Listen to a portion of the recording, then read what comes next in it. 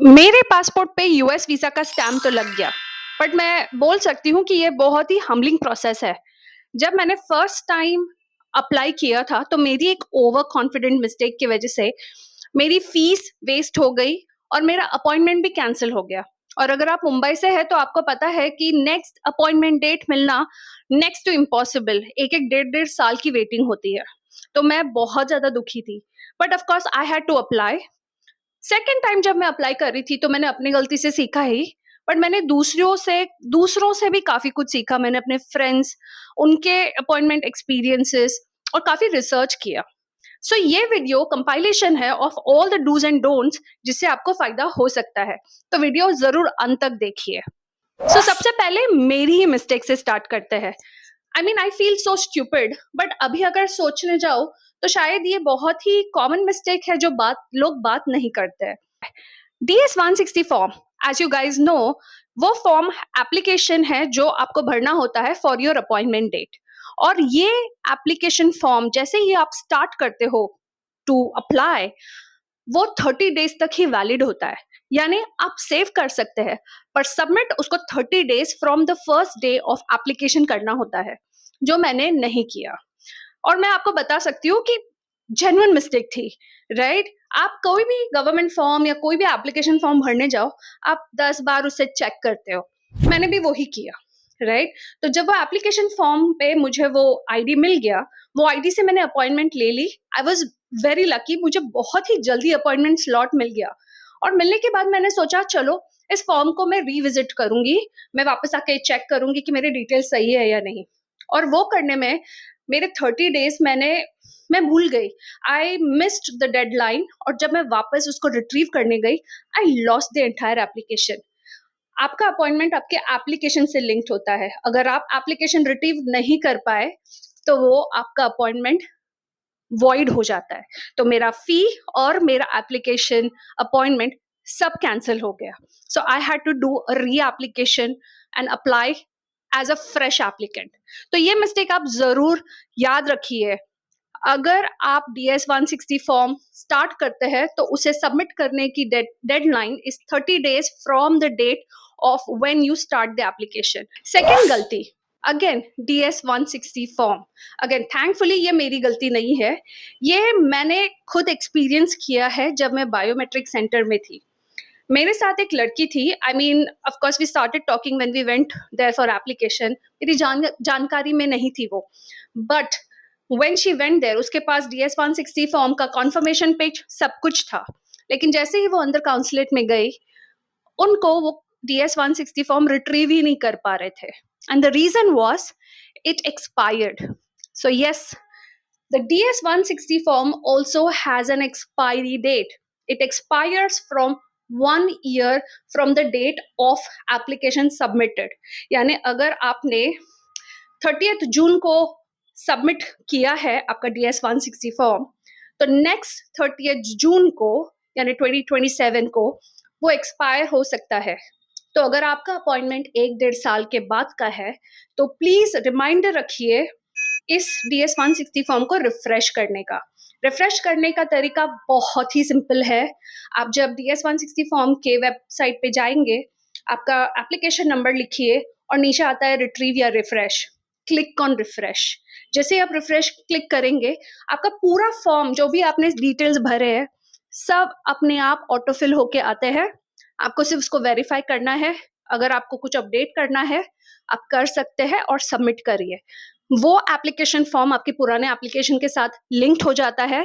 आपको दोनों application conformation लेके जाना है, that's it. But do not leave it unattended.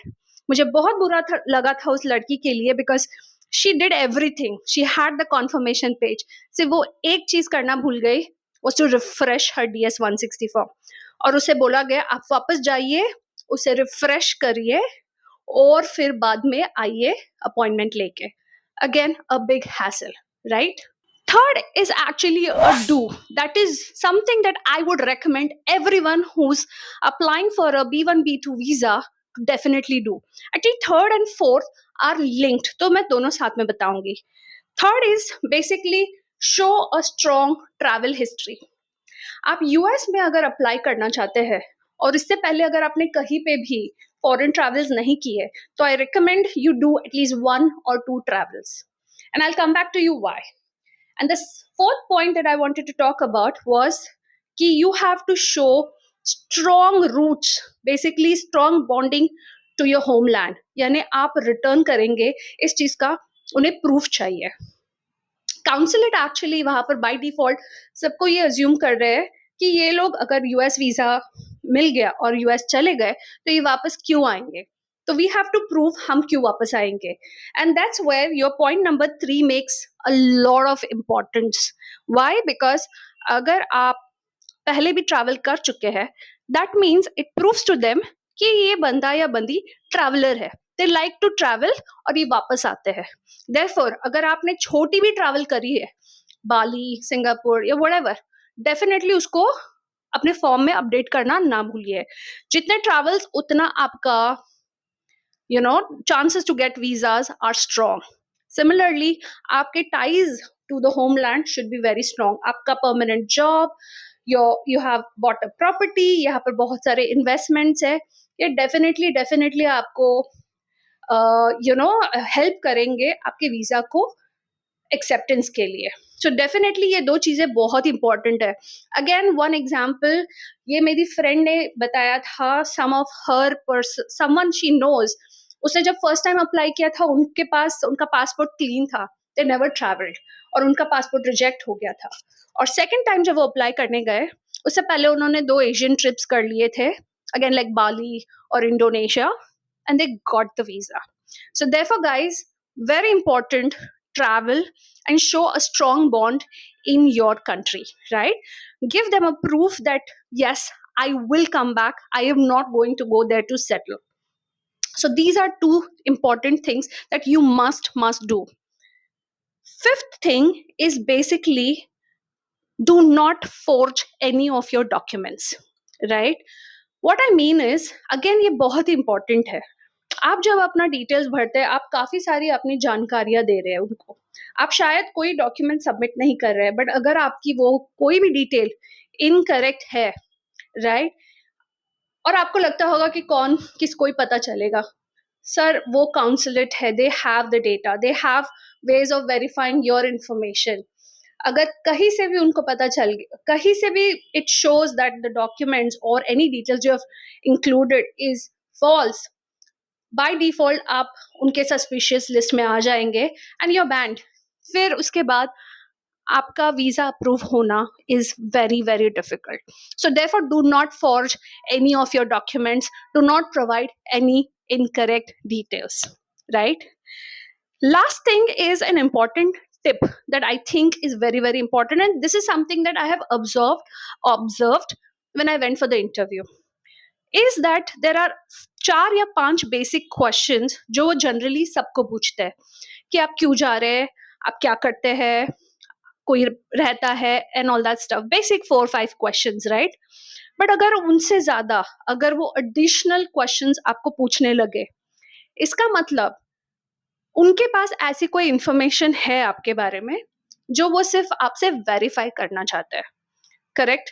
So therefore अगर आपको एडिशनल क्वेश्चंस पूछे जाए, प्लीज इंश्योर आप सैटिस्फैक्टरी जवाब दे एंड गलत जवाब एज एन इनकरेक्ट इंफॉर्मेशन ना दे, करेक्ट? लाइक अगर फॉर एग्जाम्पल अगर किसी भी कंट्री का वीजा कभी रिजेक्ट हुआ है और अगर आपसे वो पूछे कि कभी कोई वीजा रिजेक्ट हुआ था क्या आपके लिए, प्लीज से यस और no and a very brief answer to it, right?